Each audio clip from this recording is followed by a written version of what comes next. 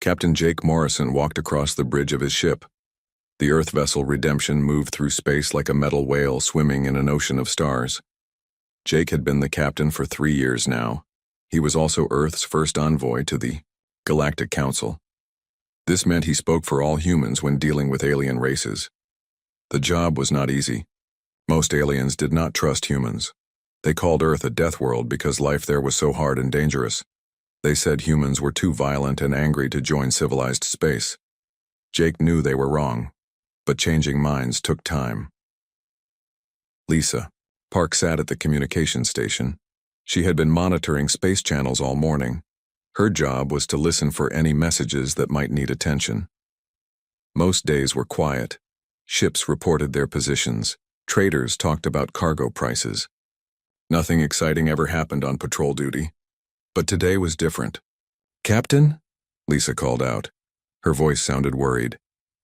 "I'm getting something strange on the emergency channels." Jake walked over to her station. "What kind of strange?" "It's a distress signal, but it's coming from the Kethra system. That's Veltai space." Jake felt his stomach tighten. The Veltai were good people. They looked like tall, thin humans with blue skin and large eyes. But they were peaceful. They never fought wars or hurt anyone. Their whole society was built around healing and helping others. They were the best doctors in the galaxy. The Veltai had also been the only aliens to welcome humans into the Galactic Council. When other races said humans were too dangerous, the Veltai stood up for them. They said every species deserved a chance at peace. "Can you clean up the signal?" Jake asked. Lisa worked at her controls. Static filled the air. Then a voice came through. It was speaking in the Veltai language, but the ship's computer translated it into English. "This is Elder Council Member Zethara of Veltai Prime. Our world is under attack. The Krex hegemony has invaded our system. They are killing our people. We have no weapons to fight them. We ask for help from any who will listen. Please, if anyone can hear this, we are dying." The message repeated 3 times, then it cut to static. Jake felt cold. The Krex hegemony was bad news. They were a military empire that conquered other worlds. They took what they wanted and killed anyone who got in their way. The Galactic Council had been trying to stop them for years, but the Krex were too strong. "Sir," said Ben Clark from the navigation station. "Kethra is 2 days away at full speed." "Lisa, can you get any more details from that signal?" Lisa shook her head. "No, sir, but I can tell it was sent on a frequency that only council members know about. The Veltai are specifically asking for help from their allies." Jake stood quiet for a moment. He thought about the first time he met a Veltai. It was during his training to become an envoy. Elder Physician Mordan had spent hours teaching him about alien cultures. The old Veltai had been patient and kind. He never got angry when Jake made mistakes or said the wrong thing. "They saved us," Jake said quietly. "Sir?" Ben asked. "The Veltai. When the council was voting on whether to let humans join, most aliens wanted to say no. They thought we were too violent, too dangerous. But the Veltai spoke for us. They said everyone deserved a chance at peace. If not for them, we would still be stuck in our own solar system." Amy Rodriguez looked up from her scanner station. "Captain, what are your orders?" Jake looked around the bridge. His crew was watching him. They all knew what they should do according to the rules. As an envoy, Jake was supposed to report the situation to Earth Command. Then he was supposed to wait for orders. The council would meet and talk and argue for weeks. Maybe they would send help. Maybe they would not. But by then, the Veltai would all be dead. Ben set course for the Kethra system, maximum speed. "Sir," Amy said carefully, "we're not a warship. We're a diplomatic vessel. We have light shields and basic weapons, but we can't fight a Krex battle fleet." "I know," Jake said, "but we can't just leave them to die either." Chris Hamilton spoke up from the science station. "The captain is right. The Veltai helped us when no one else would. Now they need help." Karen Mitchell nodded from intelligence. "Besides, we don't know how bad the situation is. Maybe the Krex only sent a small force. Maybe we can help evacuate civilians." Jake knew his crew was trying to make him feel better about the decision. The truth was, if the Krex had invaded Veltai space, they had sent everything they could. The Kreks did not do small invasions. They came with overwhelming force and crushed everything in their path. But Jake also knew he could not abandon the Veltai. These were the people who had given humanity a chance when everyone else said no. They were doctors and teachers and healers. They had never hurt anyone in their lives. Lisa, send a message to Earth Command. Tell them we received a distress call from Kethra and are responding. We'll report back when we know more. Yes, sir. Jake walked to his captain's chair and sat down. He could feel the ship's engines powering up. The Redemption was picking up speed, racing toward a system where their friends were dying. He thought about what his old military instructor used to say. Sometimes you have to choose between doing what's safe and doing what's right. The safe choice was to follow protocol and wait for orders. The right choice was to help people who needed help. Jake had made his choice. Now he just hoped they would arrive in time to do some good. 2 days later, the Redemption dropped out of faster-than-light travel at the edge of the Kethra system. What Jake Morrison saw on his main screen made him feel sick. Krek's warships filled the space around the Veltai homeworld. There were dozens of them. Each ship was 3 times the size of the Redemption. They were dark gray and covered with weapon ports. They looked like flying fortresses built only for war. My God, whispered Amy Rodriguez from her scanner station. There are 37 enemy ships in orbit. Jake felt his hands tighten on his chair. 37 warships against 1 diplomatic vessel. The smart thing would be to turn around and run. But on the planet below, millions of Veltai were counting on someone to help them. What's the status of the planet? Jake asked. Amy worked at her controls. Her face grew pale as she read the results. Sir, I'm detecting massive fires in most of the major cities. There are also large structures that weren't there before. They look like processing facilities. Processing facilities? Chris Hamilton spoke up from the science station. His voice was shaking. Captain, I'm reading energy signatures that match industrial equipment. Conveyor systems, sorting machines, packaging units. It's like they've built factories down there. Jake felt a cold fear growing in his chest. Factories for what? Before Chris could answer, Lisa Park called out from communications. Sir, I'm picking up transmissions from the Krek ships. The computer is translating them now. The bridge speakers crackled with alien voices speaking in harsh, grinding tones. The translation came through in flat, electronic words. Harvesting Unit 7. Reports quota exceeded by 12%. Prime organs from this batch show excellent quality ratings. Processing Station 4 requests additional storage containers. Current supply will be exhausted within 6 hours.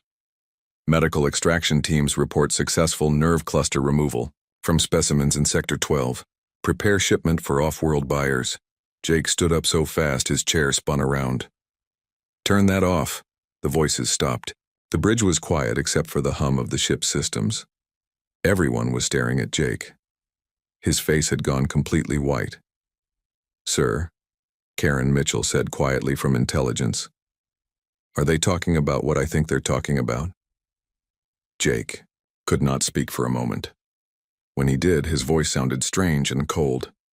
They're harvesting the Veltai, like crops. Chris checked his readings again. The Veltai are known throughout the galaxy for their unique medical organs. Their liver can process toxins that would kill any other species. Their nervous system can interface directly with medical equipment. Their heart valves never wear out. So the Kreks are taking them apart, Amy said. Her voice was barely a whisper. Jake felt something burning in his chest. It was anger, but deeper and hotter than anything he had ever felt before. The Veltai were not soldiers or criminals. They were peaceful people who spent their lives helping others, and the Kreks were killing them to sell their body parts. Can you get more detailed scans of the surface? He asked Amy. She worked for several minutes. When she looked up, there were tears in her eyes. Captain, I'm reading massive population drops in every major city. The facilities they've built are processing thousands of people per day. Based on the rate of activity, I estimate they've already killed half the planet's population. Karen was monitoring Krek's communications. Sir, their command ship is coordinating the entire operation. They're planning to finish processing the remaining population within 3 days. Then they'll strip mine the planet for raw materials. Jake walked to the main screen and stared at the Veltai homeworld. From space, it looked beautiful. Blue oceans and green continents, white clouds drifting across peaceful skies. But he knew that down there his friends were being murdered by creatures who saw them as nothing more than valuable parts to be sold. "How many Veltai are left alive?" he asked. Amy checked her scanners. "Approximately 2 million, sir. They're being held in camps near the processing facilities. 2 million people waiting to die." Jake thought about elder physician Mordan, who had taught him so much about alien cultures. He thought about the young Veltai doctors who had worked with human medical teams. He thought about all the times the Veltai had spoken up for humanity in the Galactic Council. "Captain," Ben Clark said from navigation, "we should contact Earth Command. Maybe they can send a battle fleet." "That would take weeks," Jake replied. "By then, everyone will be dead." "Sir," Tracy Adams said from engineering, "we're badly outnumbered. Our weapons can't damage those Krek ships. Our shields won't last 5 minutes in a real fight." Jake knew she was right. The Redemption was built for diplomacy, not war. In a straight fight, the Kreks would destroy them in seconds. But Jake was not thinking about a straight fight. He was thinking about something his old military instructor used to say: "When you can't win by the rules, change the rules." "Lisa, can you break into the Kreks communication network?" "Yes, sir. Their security is not very good. They don't expect anyone to be listening." "Good. I want to know everything about their operation, how many people are in each facility, where they keep their prisoners, what kind of security they have." "Sir," Chris said, "what are you planning?" Jake turned to face his crew. They had all served with him for years. They knew he was not the kind of captain who gave up easily, but they also knew he was not stupid enough to attack 37 warships with one diplomatic vessel. "The Kreks think they're safe," Jake said. "They have more ships and bigger guns, but they've made one mistake." "What's that?" Karen asked. "They think like Kreks. They expect their enemies to fight like Kreks. Big fleets, heavy weapons, stand-up battles in open space." Jake paused and looked at each of his crew members.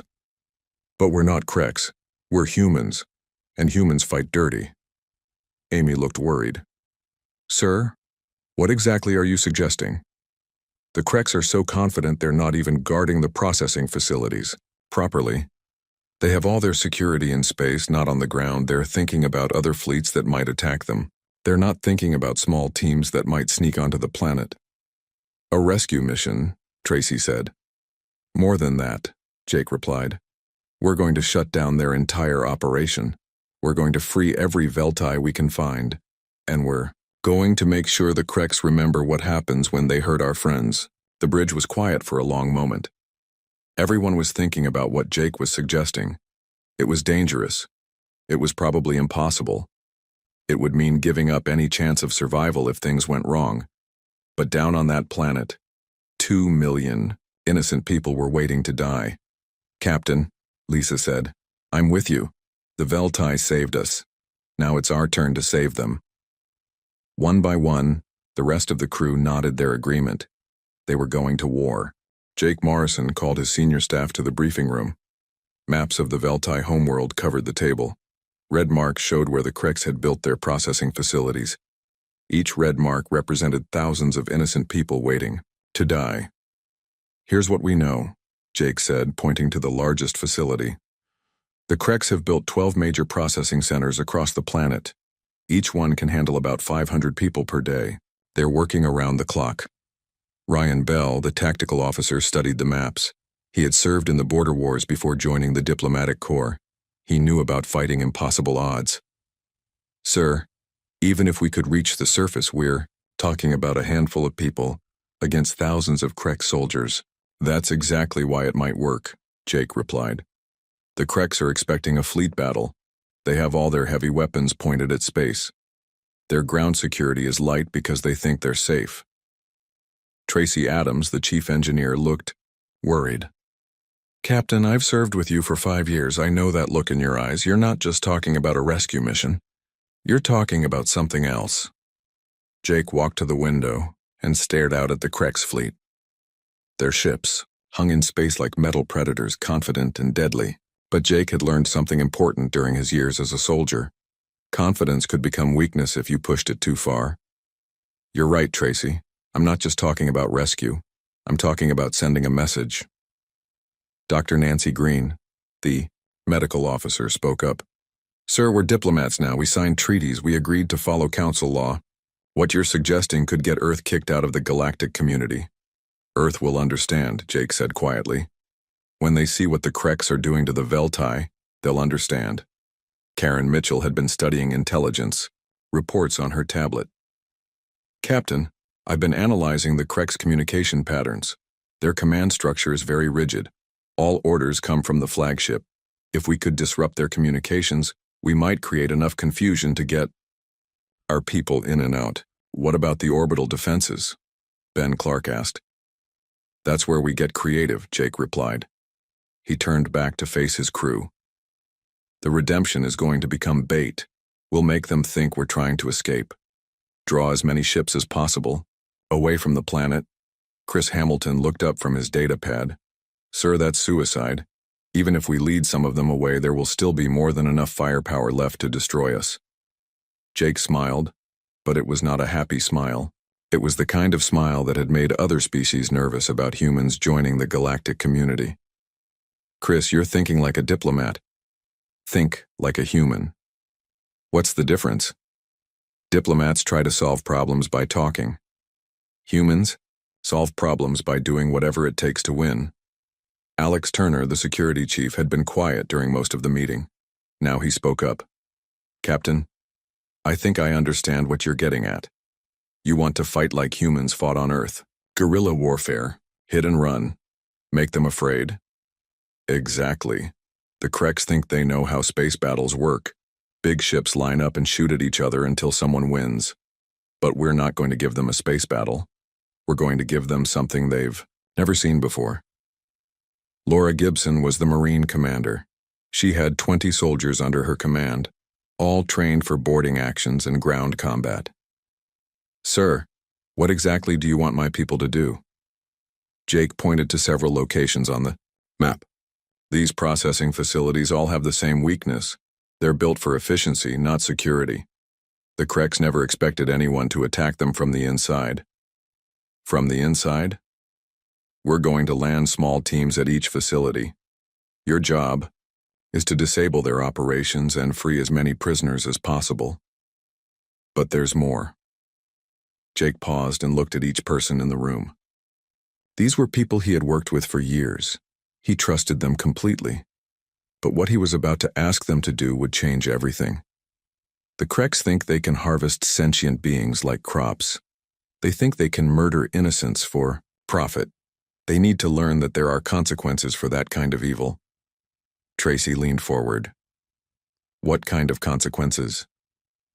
Every Krek soldier in those facilities needs to understand exactly why they're dying. They need to know that humans don't forget their friends. They need to know that when you hurt people we care about, we hurt you back. The room was quiet for a long moment. Everyone understood what Jake was really saying. He was not just talking about a rescue mission. He was talking about revenge. Dr. Green spoke first. Captain, the medical oath says do no harm. What you're describing goes against everything we've agreed to as members of the galactic community. Nancy, I respect that. But there are 2 million Veltai being processed like meat. The galactic community didn't come to help them. We did. Ryan checked his tactical displays. Sir, even if we could pull this off, the political consequences would be enormous. Earth could face sanctions, maybe even war. Let me worry about the politics, Jake said. Right now I need to know if my crew is with me. One by one they answered. Alex Turner was first. The Veltai took care of my daughter when she was sick on Centauri Station. Their doctor saved her life. I'm in. Laura Gibson nodded. My Marines didn't sign up to watch genocide happen. We're soldiers. This is what soldiers do. Tracy Adams sighed. I've been fixing your mistakes for 5 years, Jake. I guess I can fix one more. Ben Clark looked at the star charts.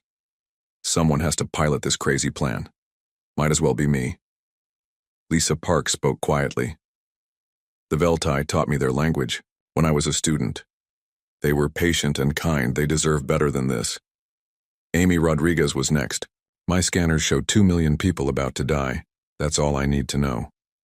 Chris Hamilton looked at his scientific data. The Kreks are violating every principle of medical ethics. As a scientist, I can't allow that to continue. Karen Mitchell closed her intelligence files. The Kreks communications I've been monitoring include children asking for their parents. I've heard enough. Ryan Bell was quiet for a long time. Finally, he spoke.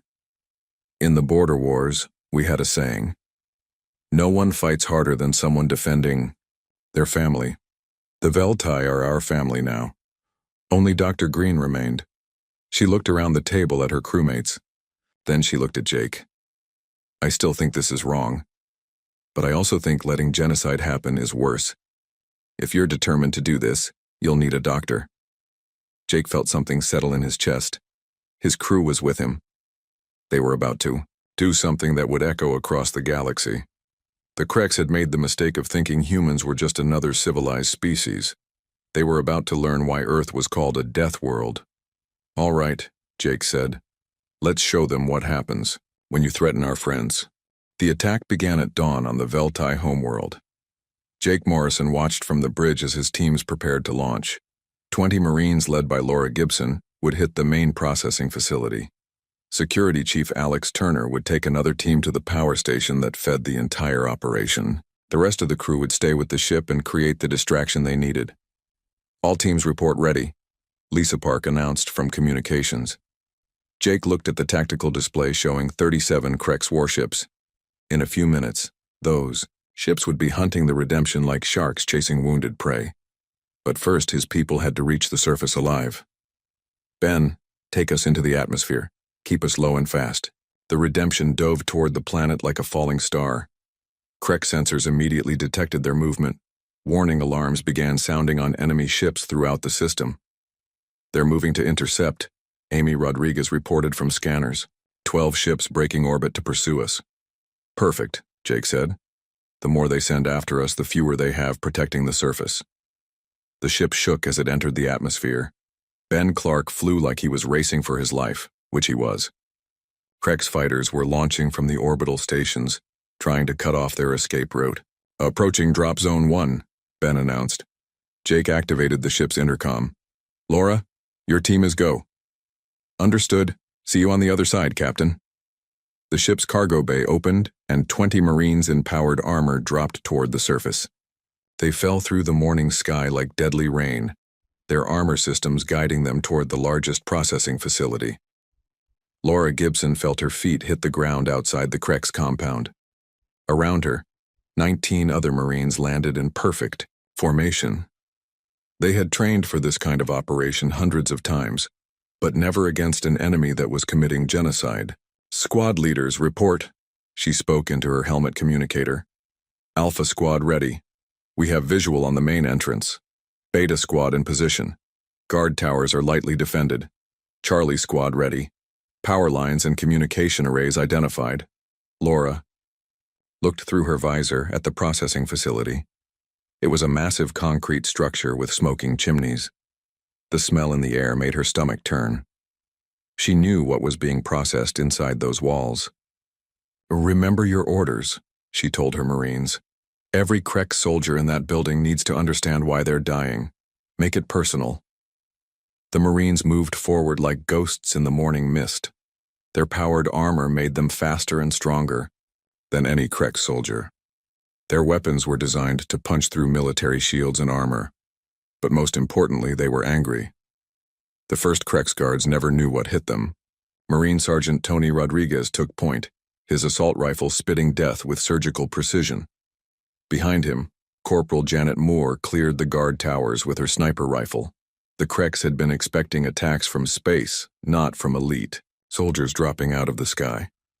Inside the facility, chaos erupted as the Marines breached the outer walls. Laura led her squad through corridors filled with industrial machinery. What she saw there made her jaw clench with rage.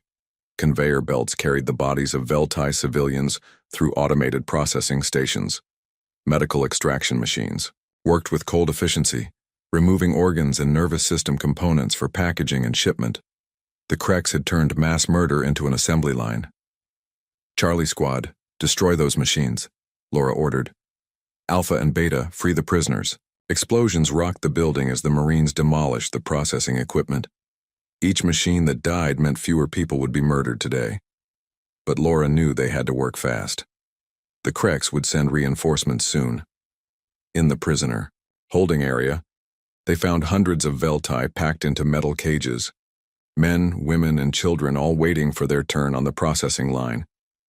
When they saw the human soldiers, many began to weep with relief. Get them out of here, Laura ordered. Use the emergency exit Alpha Squad found. But as her Marines worked to free the prisoners, they encountered the Kreks guards who ran the facility. These were not regular soldiers. These were the ones who looked Veltai children in the eye before sending them to die. Private Danny Walsh found himself face to face with a Kreks overseer who had been directing the selection of prisoners. The alien was twice his size with claws and natural armor, but Danny had something the Kreks did not have. He had rage that burned like a star. You like hurting innocent people? Danny asked as he raised his rifle. The Kreks hissed something in its own language. Danny's translator turned it into words. Human filth. You cannot stop us. We are strong. Danny smiled inside his helmet.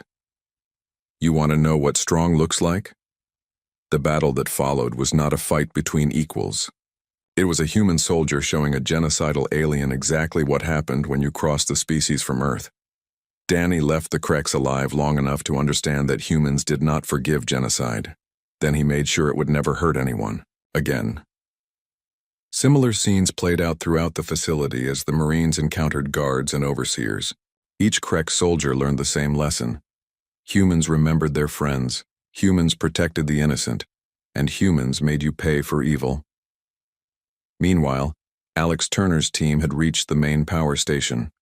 The facility that fed electricity to all 12 processing centers was guarded by only a dozen Krek soldiers.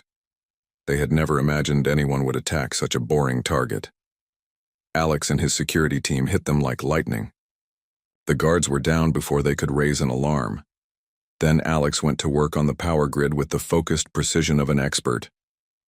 Turner to Morrison, he spoke into his communicator. Ready to cut power to all processing facilities on your command. Back in orbit, Jake Morrison was fighting for his life. Half the Kreks fleet was chasing the Redemption through the planet's atmosphere. Ben Clark flew the ship through mountain ranges and across ocean surfaces, using every trick he had learned in 20 years of piloting. Sir, Amy Rodriguez called out, I'm detecting massive explosions at the processing facilities. Our teams are doing serious damage. Good. Karen, any word from the Kreks command ship? Karen Mitchell monitored the enemy communications. They're starting to panic, sir. They can't understand how we got troops onto the surface. Their commanders are arguing about whether to send more ships to help with ground defense. Jake watched the tactical display as more Krek ships broke off their pursuit to protect the planet. His plan was working. By dividing their attention between the orbital chase and the ground assault, the Kreks were becoming vulnerable everywhere. Ben, bring us around for another pass. I want to see how our people are doing. The Redemption swept low over the main processing facility just as Laura Gibson's Marines were leading hundreds of freed Veltai to safety. Jake could see the smoke rising from destroyed processing equipment. The Kreks operation was falling apart. But he also saw Kreks reinforcements moving toward his people's positions. The enemy was finally starting to organize a real response. Laura, this is Morrison. You need to get out of there. Heavy Kreks forces moving your way. Understood, Captain. We've freed about 400 prisoners and destroyed most of the processing equipment. Charlie Squad is setting charges to bring down the whole facility. Alex, cut the power. All of it. Yes, sir. Across the planet, every processing facility went dark as Alex Turner's team severed the main power grid. The Kreks operation ground to a halt in seconds. No more killing machines. No more conveyor belts carrying innocent people to their deaths. Jake smiled grimly as he watched Krek ships scrambling to respond to attacks they could not understand. They had expected a civilized battle between fleets. Instead, They had gotten something no alien species had ever seen before. They had gotten human war. All teams prepare for extraction. We're coming to get you. 3 months after the rescue of Kethra, Jake Morrison stood in the chambers of the Galactic Council on Alpha Centauri Prime. Representatives from dozens of alien species filled the vast hall, their voices echoing off crystal walls as they debated humanity's future in space. The rescue had been successful beyond all expectations. Jake's teams had saved over 2 million Veltai civilians and destroyed the entire Krex processing operation. The enemy fleet had retreated from the system after losing 6 ships to human tactics they could not understand or counter. But the victory had come with a price. The human Morrison stands accused of war crimes, declared Chairman Vextar of the Altarian Republic. His forearms gestured dramatically as he spoke. His actions violated 17 different council treaties. He attacked without provocation. He used excessive force against enemy combatants. Jake listened to the accusations without emotion. He had known this day would come. Earth's diplomats had tried to defend his actions, but many council members were horrified by how efficiently humans had dismantled the Krex operation.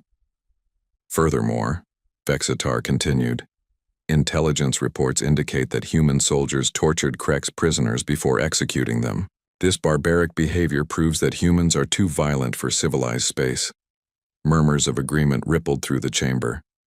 Species after species had spoken against humanity over the past 3 days. They called humans dangerous. They said, Earth's people could not be trusted to follow galactic law. But Jake noticed that none of them had mentioned the 2 million Veltai who were still alive because of what his crew had done. Captain Morrison, Chairman Vextar said, you may speak in your own defense before we vote on humanity's expulsion from this council. Jake stood up slowly. He looked around the chamber at hundreds of alien faces. Some showed fear, others showed disgust. A few showed curiosity about what the human would say. 3 months ago, Jake began, the Krex hegemony invaded the Kethra system. They were not there to conquer territory or steal resources. They were there to commit genocide. That is not the issue here, Vextar interrupted. The issue is your illegal response to that situation? No, Jake said, his voice growing stronger. That is exactly the issue. While you are all sitting here in your comfortable chambers, debating and arguing and following procedure, innocent people were dying. The Veltai were being harvested like crops. Children were watching their parents get murdered for spare parts. Jake walked to the center of the chamber. Every eye in the room followed him. You want to know about excessive force?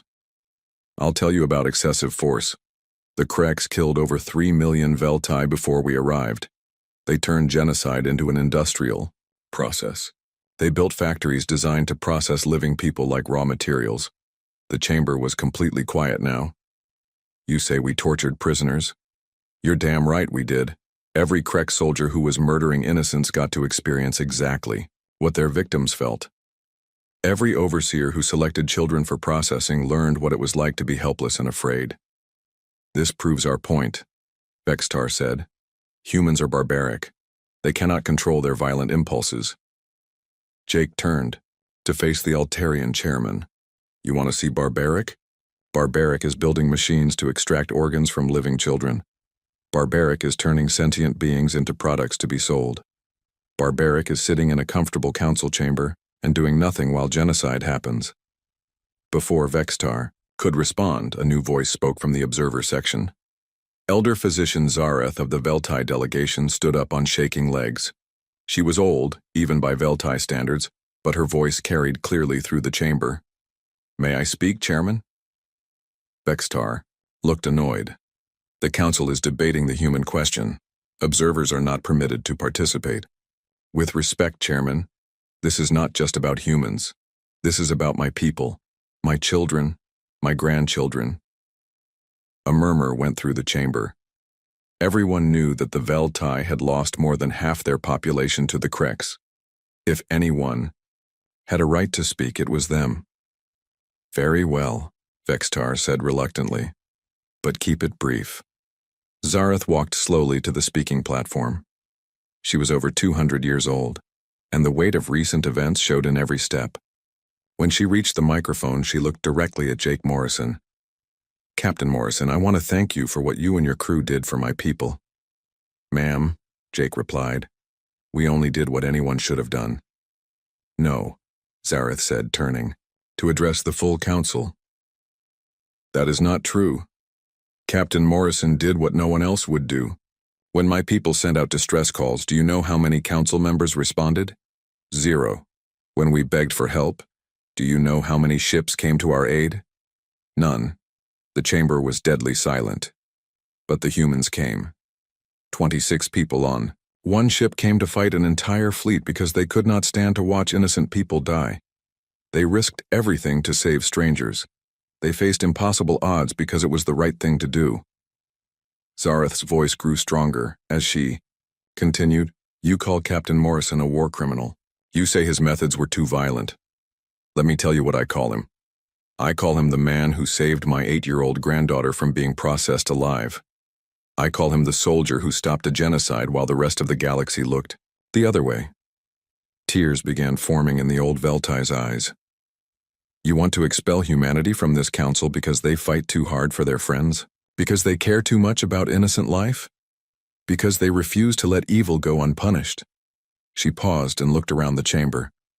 "If you expel the humans for saving my people, then you are telling the galaxy that genocide is acceptable, as long as it is done efficiently.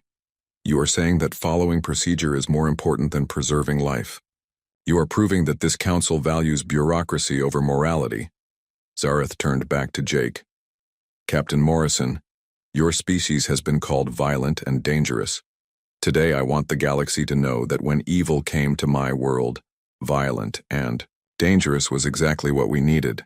My people owe you a debt we can never repay." The old Veltai returned to her seat, leaving the chamber in complete silence. Chairman Vextar called for the vote on humanity's expulsion. One by one, species representatives announced their positions. The Altarians voted for expulsion. So did the Centaurians and the Beta Carini Collective. But then something unexpected happened. "The Rigel Union votes to retain human membership in this council," announced Ambassador Corthan. "The humans have proven they will act decisively to stop genocide. The galaxy needs such allies." The Vegan Republic votes for retention. Human military effectiveness could benefit all council members facing similar threats. More votes came in. The final tally was closer than anyone had expected. The motion to expel humanity failed by just 3 votes. Jake felt relief wash over him, but Chairman Vextar was not finished. "While humanity retains its council membership, there must be consequences for Captain Morrison's actions. This council hereby establishes the Morrison Doctrine.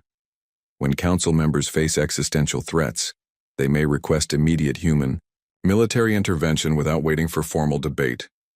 Jake stared at the chairman. "Sir, the galaxy has learned 2 things today, Captain Morrison. First, that humans will fight harder than anyone else to protect innocent life. Second, that sometimes the galaxy needs fighters more than it needs diplomats." 6 months later, Jake Morrison sat in his ready room aboard the newly commissioned Earth vessel Retribution. His ship was no longer a diplomatic vessel. It was a fast attack cruiser designed for one purpose: responding to distress calls that other species could not or would not answer. The Morrison Doctrine had been invoked 4 times already. Each time, Jake and his crews had arrived to find situations that required the kind of decisive action only humans seemed willing to take. The galaxy was learning that when evil threatened innocent life, they could call on the species from the Deathworld to set things right.